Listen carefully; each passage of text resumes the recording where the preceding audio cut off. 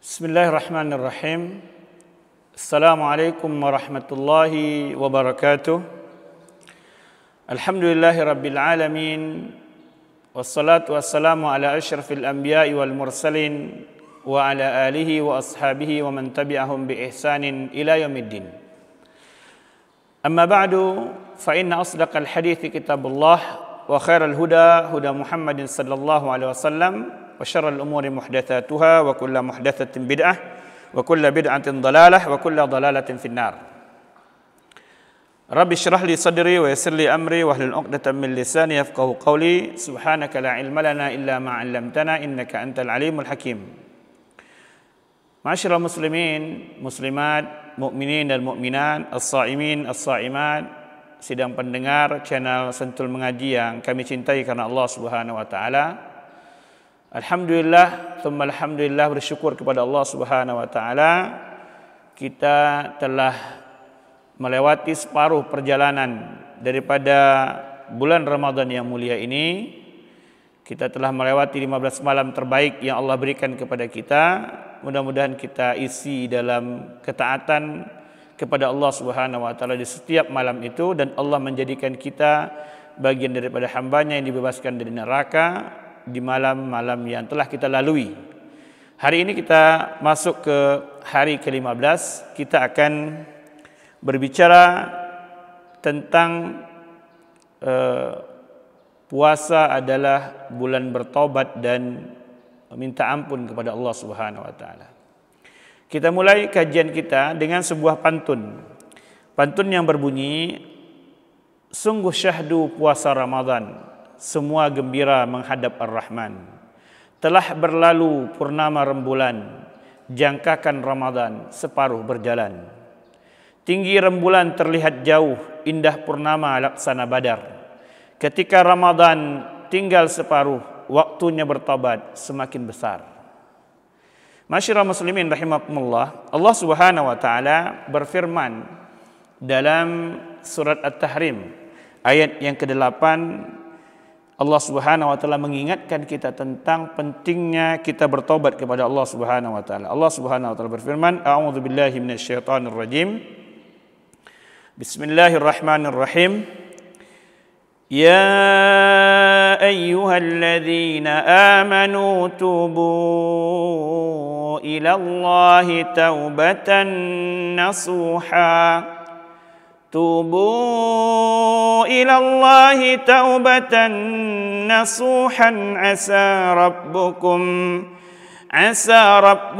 an yukaffira ankum sayyiatikum wa yudkhilakum jannat. Asa rabbukum an yukaffira ankum sayyiatikum wa yudkhilakum jannatin tajri min tahtihal anhar. Allah mengingatkan pentingnya kita bertobat. Allah katakan, wahai orang-orang yang beriman.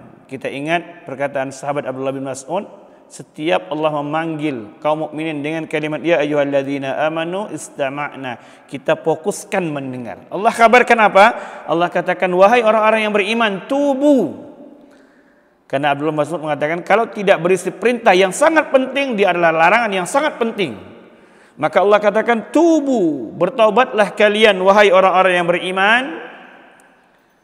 Kemana kita bertobat? Kepada Allah. Ilallahi taubatan nasuha, dengan taubat yang sejujur-jujurnya, seikhlas-ikhlasnya, sebenar-benarnya.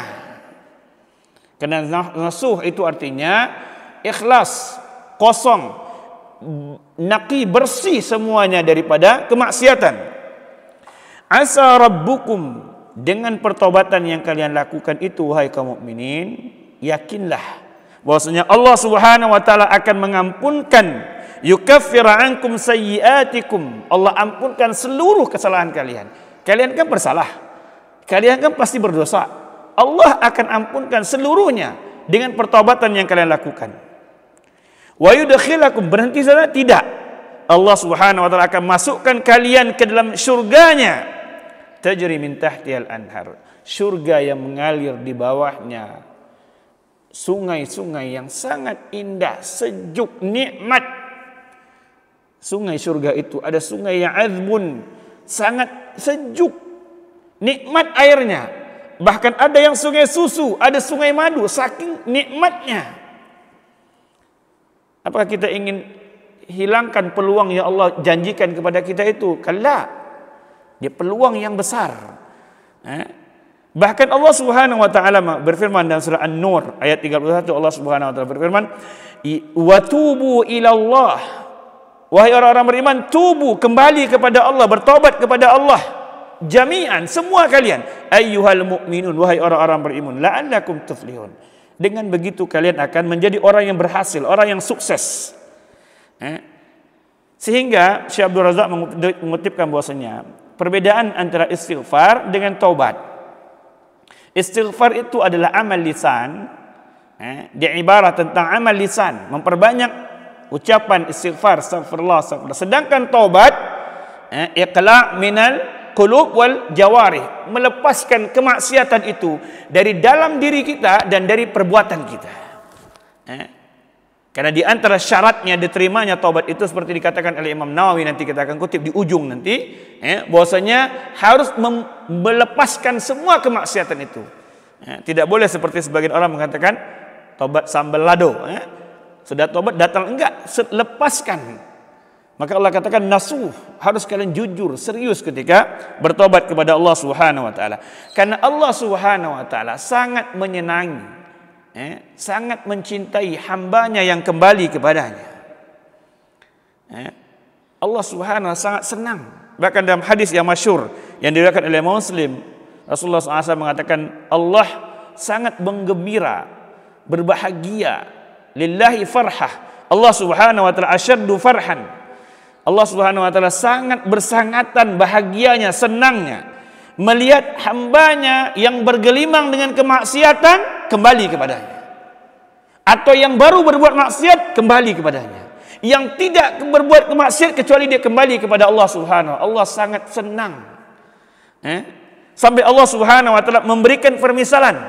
Rasulullah SAW memberikan permisalan seperti seorang pejalan musafir yang berjalan dengan kudanya, semua perbekalannya di dalam kudanya, di atas kudanya, semua dibawa sana. Karena dia letih berjalan, dia berhenti di bawah pohon. Saking dia menikmati angin sepoi-sepoi di sekeliling pohon itu, dia tertidur. Begitu dia bangun dari tidur, dia dapatkan kudanya sudah tidak di sisinya.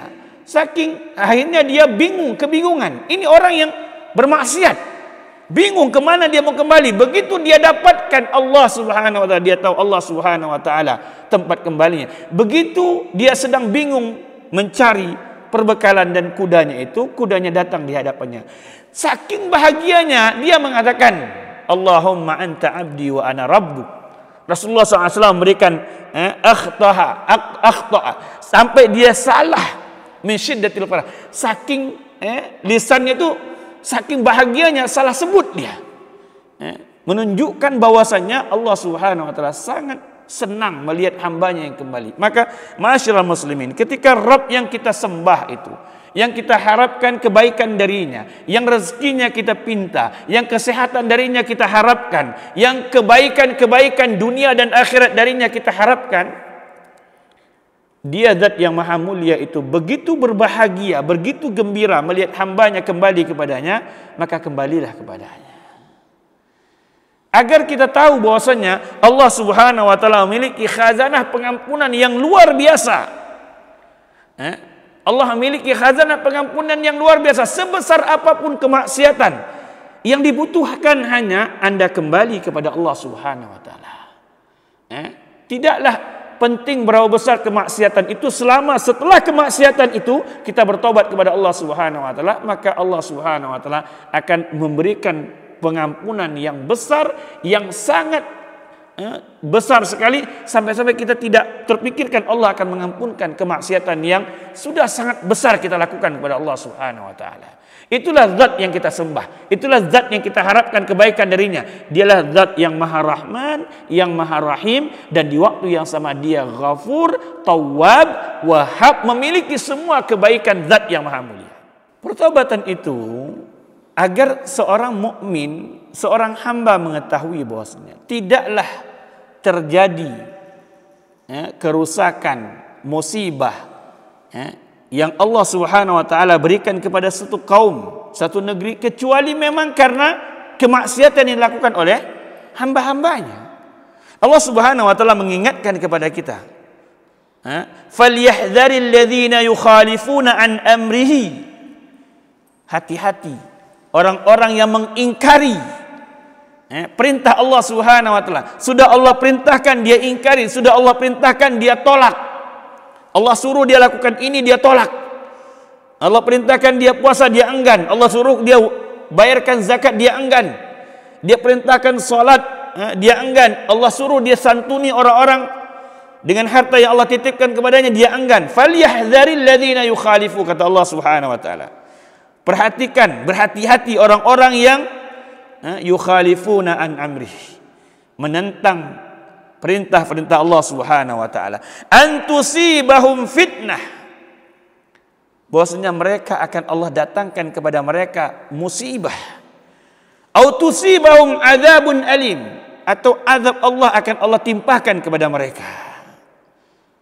Tidakkah kita melihat bagaimana kaum sebelum kita, apa yang menyebabkan umat Nuh alaihi salam ditenggelamkan oleh Allah Subhanahu wa taala, yang akhirnya menggunung bahkan sampai ke puncak gunung? Karena kemaksiatan, pembangkangan yang mereka lakukan kepada Allah Subhanahu wa taala. Apa yang membuat Allah Subhanahu wa taala menurunkan angin kencang yang panas kepada kaum Hud? Karena pembangkangan yang mereka lakukan kepada Allah Subhanahu wa taala. Apa yang membuat Allah Subhanahu wa taala menenggelamkan Firaun dan orang-orang yang bersamanya, bahkan pembesar-pembesar Firaun yang sangat luar biasa itu? Ada Haman, ada Qarun, yang hartanya tidak dimiliki oleh orang-orang di dunia ketika itu seperti dia, yang kekuasaan tidak ada yang memiliki kekuasaan melebihi kekuasaan Haman dan Firaun ketika itu, tapi Allah tenggelamkan. Kenapa? Karena maksiat yang mereka lakukan. Dan taubat itu mengajarkan kepada kita, taubat itu mengajarkan kepada kita bahwasanya kita ada tempat kembali kepada Allah Subhanahu wa taala dari kemaksiatan kepada Allah Subhanahu wa taala. Karena Allah mengingatkan, fi mimma khati'atihim ughriqu, bersebab karena kemaksiatan, kesalahan, kelalaian, pembangkangan yang mereka lakukan kepada Allah Subhanahu wa taala, ughriqu, mereka ditenggelamkan. Faudkhilu nara, berhenti di situ tidak, bahkan Allah memasukkan mereka ke dalam nerakanya. Falam yajidu lahum min dunillahi ansara, dan mereka tidak akan dapatkan sedikit pun penolong yang bisa membantu mereka selain Allah Subhanahu wa taala. Jadi taubat itu mengajarkan kepada kita bahwasanya penyebab daripada musibah yang Allah datangkan kepada kita, maka kita berlindung kepada Allah Subhanahu wa taala. Mudah-mudahan musibah yang Allah datangkan kepada kita akhir-akhir ini bukan karena kemaksiatan dari kita-kita, tetapi kita harus perhatikan, falyahdhar, kata Allah Subhanahu wa taala. Karena tidaklah Allah datangkan musibah, bencana itu kecuali karena kemaksiatan yang kita lakukan, pembangkangan yang kita lakukan kepada Allah Subhanahu wa taala.